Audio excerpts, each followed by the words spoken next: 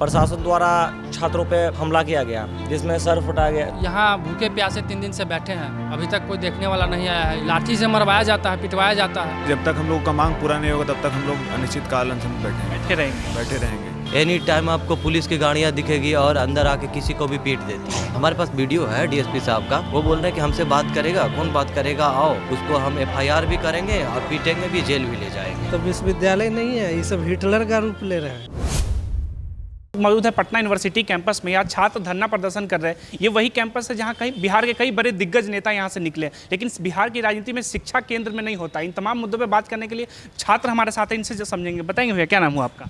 रवि रंजन कुमार, पटना विश्वविद्यालय छात्र। यहीं के छात्र हैं आप जी। तो ये जो प्रदर्शन हो रहा है, ये प्रदर्शन क्या मुद्दा, क्या मांग, क्या है आप लोग?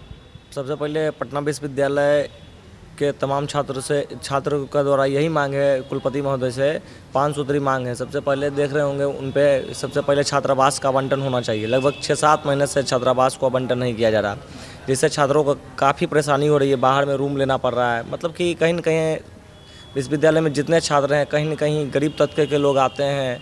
बिहार के हर एक जिला से आते हैं, गांव से, ग्रामीण परिवेश से आते हैं। उनके द्वारा पहले छात्रावास में लोग रहते थे, लेकिन छात्रावास को जब आवंटन नहीं किया गया तो लोग रूम लेकर रह रहे सक्षम नहीं है।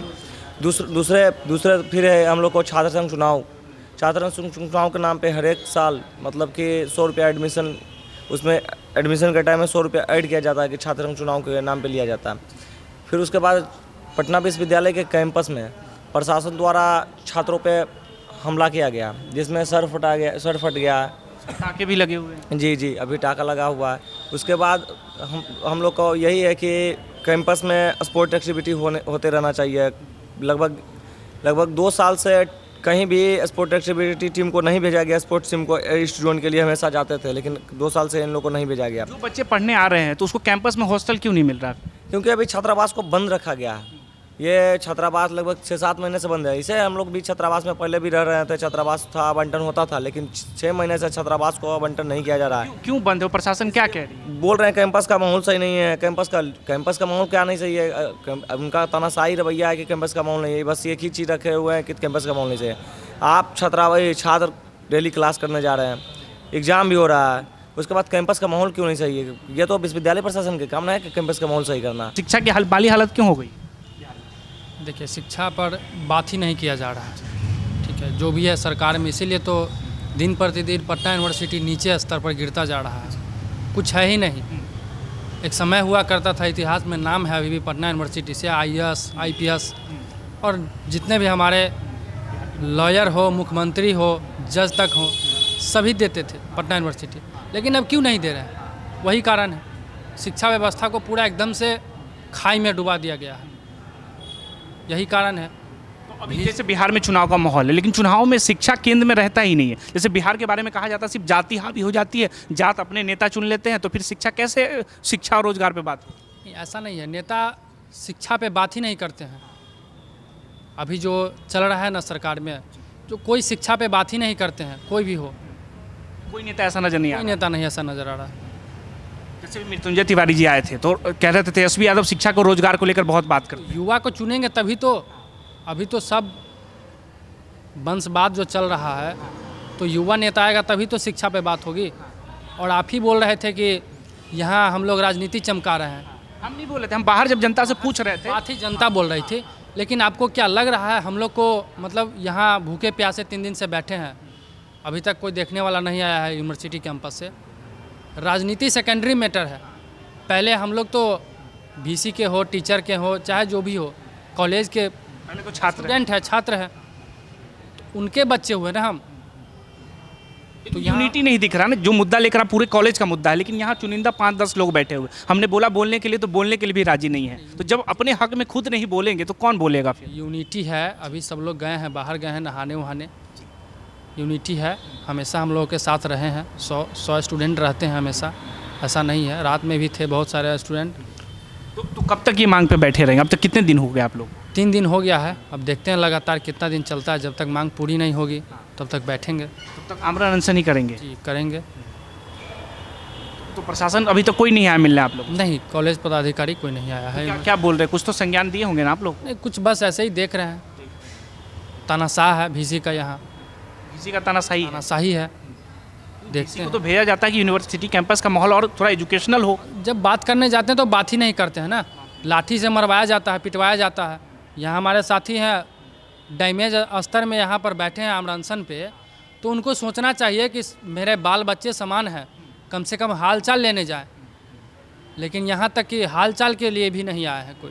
तो वो भी यही सोच रहे होंगे कि छात्र पढ़ाई की आड़ में राजनीति कर रहे हैं तो हम क्या ही जाए उनसे बात। वही सोच रहे हैं, तानाशाही अपना दिखा रहे हैं। देखिए यहाँ का जो लोग आज छात्र नेता लोग बैठे हुए हैं अनशन में, सर्वप्रथम तो चाहिए था विश्वविद्यालय के किसी पदाधिकारी को, जो प्रशासनिक पदाधिकारी है, उनको आके इन लोग का हाल चाल लेना चाहिए था।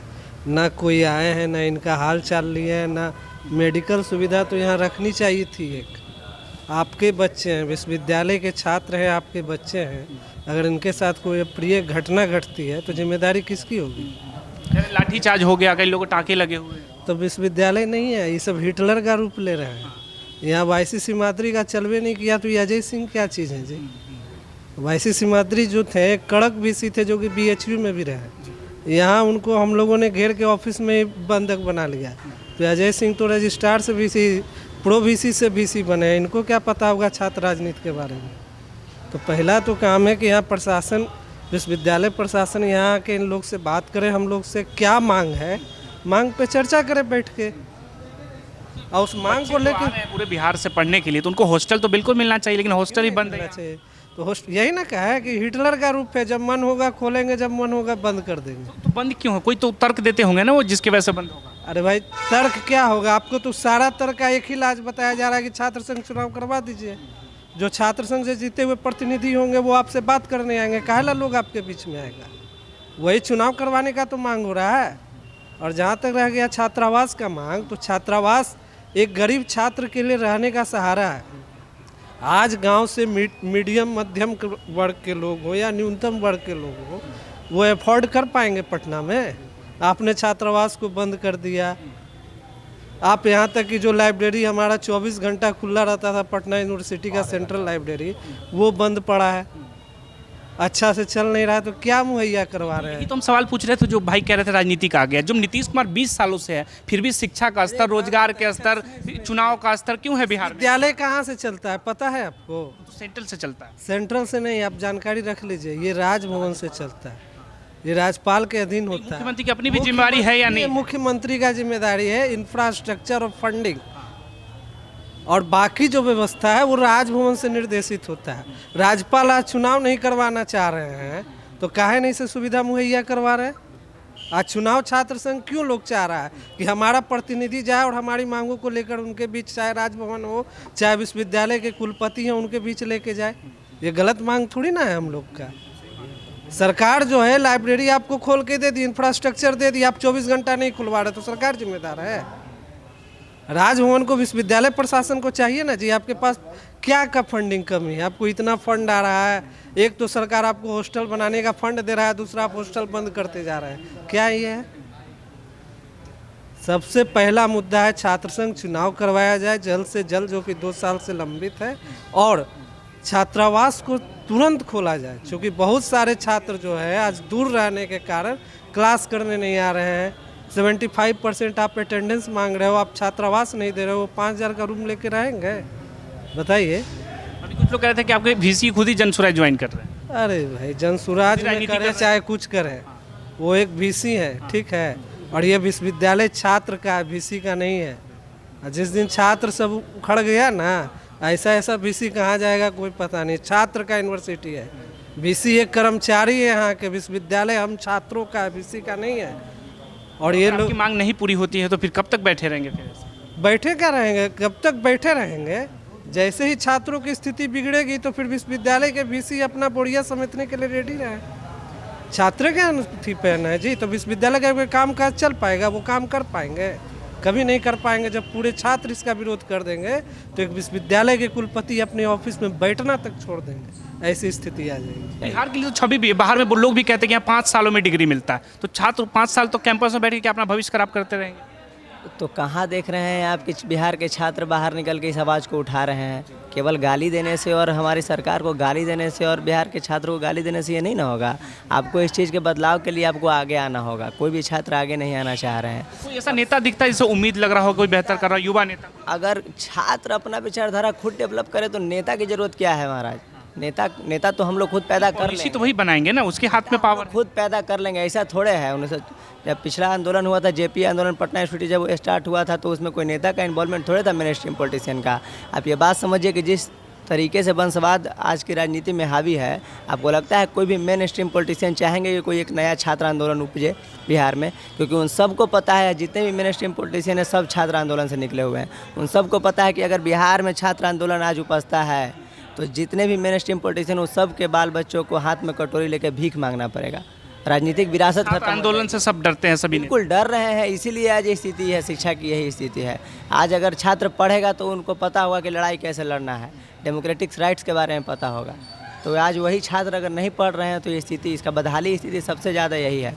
आज छात्रों की जो कॉमन समस्या है विश्वविद्यालय में वो यही है कि हमारा अटेंडेंस मैनेज कैसे होगा। अटेंडेंस मैनेज की लड़ाई चल रही है यहाँ पर। तो छात्र को स्टूडेंट आएंगे नहीं कैंपस में, पढ़ेंगे नहीं, क्लास अटेंड नहीं करेंगे तो कैसे फिर वो? यही तो समस्या है ना यहाँ के छात्रों की। इसी चीज़ की मुहिम तो हम लोग आगे किए हैं अपने आप को। तो क्या कुछ ऐड करना चाहेंगे? यही ऐड करना चाहेंगे कि जब तक हम लोगों का मांग पूरा नहीं होगा तब तक हम लोग अनिश्चितकाल अनशन में बैठे रहेंगे। और नेता लोग कुछ करने नहीं आ रहे हैं, सिर्फ अपना चेहरा चमकाने आ रहे हैं। हम लोग के आए थे भी, आरजेडी के प्रवक्ता आए थे मिलने आप लोग। कुछ होगा नहीं नेता उदा से। वो लोग तो खुद अपना बेटा को स्थापित करने के चक्कर में, वो लोग क्या हम लोग के लिए आवाज़ उठाएंगे? बेटा को स्थापित कर रहे हैं, तब देखें बेटा में काबिलियत नहीं, वो नहीं। उनके पार्टी में देख लीजिए, कोई ऐसा पार्टी नहीं है जिसमें वंशवाद नहीं है। उनको अगर उनके सर से पिता का हाथ हटा दिया जाए तो कोई एक विधायक नहीं बन पाएगा। विधायक क्या, एक पार्षद नहीं बन पाएगा। चिराग और तेजस्वी की बात करते हैं। चिराग तेजस्वी जो भी रहे, चिराग तेजस्वी क्या मतलब, जितना भी देखिए सब पार्टी में यही है। देखिए अभी जहाँ तक आपने बात की प्रशांत किशोर का, वो अभी वो अभी आ रहे हैं। अभी यहाँ पे कोई काम किया नहीं, बस बोल रहे हैं जैसे बाकी नेता बोल रहे हैं। अगर वो आएंगे, अपने आप को स्थापित करेंगे तो हम लोग कुछ सोचेंगे। लेकिन बात यही है कि जो बिहार में जो वंशवाद है वो बहुत ज़्यादा फैला हुआ है, जिसके कारण इसका सीधा जो दिक्कत है वो शिक्षा से इसीलिए है क्योंकि अभी कुछ सालों में हम लोग देख रहे हैं कि पटना विश्वविद्यालय का जो एडमिशन का जो रेशियो है वो धीरे धीरे घट रहा है। हमारा मांग ये भी था और हमारा सवाल हमारे जो डीन हैं उनसे ये भी रहता है कि पहले जब हमारे यहाँ के इंट्रेंस के लिए इंट्रेंस टेस्ट हुआ करता था, उसके बाद फिर मेरिट से मार्क्स बेसिस देखा जाता था। मतलब कि 12th का मार्क्स और यहाँ का इंट्रेंस टेस्ट का नंबर दोनों देखने के बाद यहाँ एडमिशन लिया जाता था। पहले मात्र 600 रुपये लगता था, इसका फ़ी था। अब क्या है कि अब फ़ी 1200 लिया जा रहा है और इंट्रेंस टेस्ट को सीधे हटा दिया गया है। और अभी आप पिछले 5 या 3 सालों में देख रहे होंगे, बिहार बोर्ड का अगर आप एवरेज मार्क्स निकालिएगा तो 85% जा रहा है। सीबीएसई का 85% जा रहा है। पहले सीबीएसई में था कि बच्चे, अब पहले के जो दादा बोलते थे 85% तो सीबीएसई कैसी आता है। आईसीएसई बोर्ड को थोड़ा दिक्कत होता है और बीएसई को दिक्कत होता है। अब बीएसई वाले भी 90% प्लस भरमार है। ऑब्वियसली बात है, शिक्षा की जो स्तर है ना वो वही है, बस मार्क्स को दिया जा रहा है, थोप दिया जा रहा है। लग रहा है शिक्षा महंगा हो गई है इस सरकार में। बिल्कुल।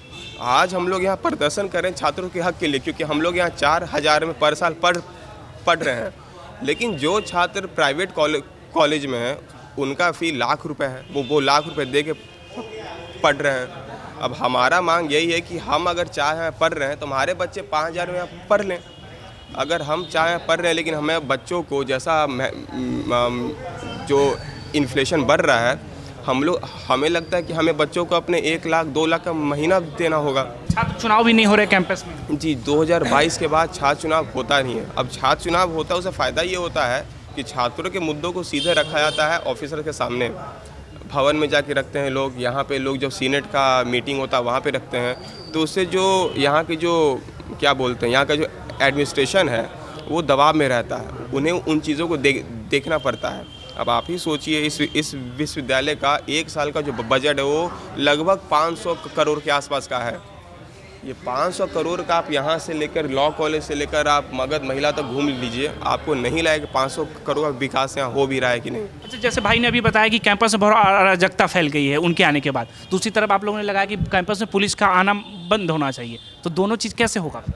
दोनों चीज़ होगा इस तरीके से कि प्रशासन को कैंपस जैसे कि पीयू हो गए, दिल्ली यूनिवर्सिटी हो गए, ये सब में कैंपस के अंदर पुलिस का अलाउ नहीं है, ना ही कैंपस के अंदर क्या आपको एक भी पुलिस दिखेंगे। यहाँ पर क्या है कि एनी टाइम आपको पुलिस की गाड़ियाँ दिखेगी और अंदर आके किसी को भी पीट देती है। जैसे 21 तारीख की बात है कि हमारे कुलपति महोदय से बात करने गए हम लोग, तो वहाँ पर वो हमसे बात तो नहीं किए, पर डीएसपी साहब को बुलाकर लाठीचार्ज करवा दिए। ये हमें ये कहना है कि हमारे शिक्षक हैं, कुलपति महोदय हुए, सब हुए, प्रिंसिपल हुए, हमारे जो टीचर्स हैं वो हमारे गार्जियन हैं, वो हम पे लाठी चार्ज करेंगे, 100 लाठी भी मारेंगे तो हम लोग खाने के लिए तैयार है, सर झुका के खाएंगे। पर ये प्रशासन बाउंड्री के अंदर, यूनिवर्सिटी बाउंड्री के अंदर हम पे लाठी चार्ज आके कर रही है और उनके कहने पे कर रही है, तो ये तो बहुत गलत बात है। उन पे कानूनी कार्रवाई होनी चाहिए। लाठीचार्ज क्यों करे, क्या कह रहे हैं?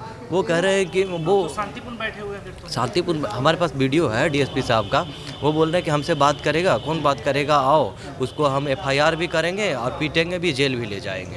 इस तरीके के वीडियो भी है हम लोग। कोई समाधान नहीं हुआ ना फिर तो ये समझ, इसीलिए तो अनशन पर बैठे हैं कि उनमें डीएसपी साहब पे जो अशोक कुमार सिंह हैं आरा के, उन पे आधिकारिक रूप से जांच करके कानूनी कार्रवाई किया जाए, और जो हमारे 20 आंदोलनकारी छात्र पे जो केस हुए हैं वो वापस लिया जाए। पहला मुद्दा हमारा है कि